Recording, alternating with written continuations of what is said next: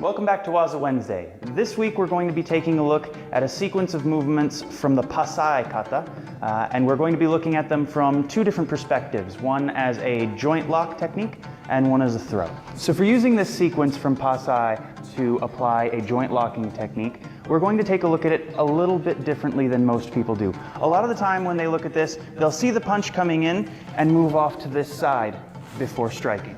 Now that's a perfectly useful application for the technique, but we're going to be using it to get closer to them. So we're actually going to look at it from the perspective of moving sideways to orient ourselves to the side in relation to our opponent. So he punches, and I'm actually going to step in close.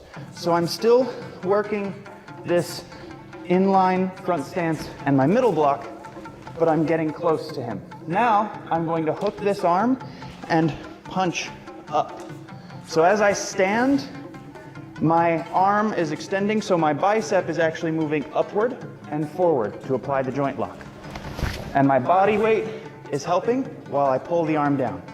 Now from here, if this didn't actually dislocate the elbow, if he's still fighting me, then my next movement can roll into my middle block and shift down in order to apply a straight arm bar in a different plane of movement. Okay, now we're going to take a look at this technique as a throw.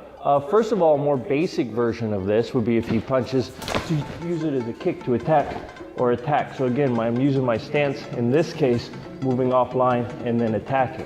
But just as with the last technique, we're going to want to be a little bit closer. So as he comes in, I'm going to block and move into him.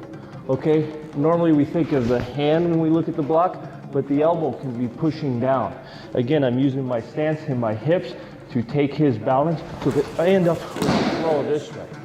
So when the person comes in fast with like a haymaker, maybe you duck underneath, and then you throw this. So again, when he throws that haymaker, I can leave my hand up if I need to. And again, I'm using my block to push and my hip to lift. So again, sometimes you'll find if your opponent is much larger than you, it's hard to do the lifting hip throws. So if you need to modify, attack a single leg. As he comes in, I can use my knee here to attack a single leg and lift. That becomes more of a disbalancing technique as opposed to a big hip throw. So again, he punches, I can strike in here, attack one, then even side kick to the opposite knee.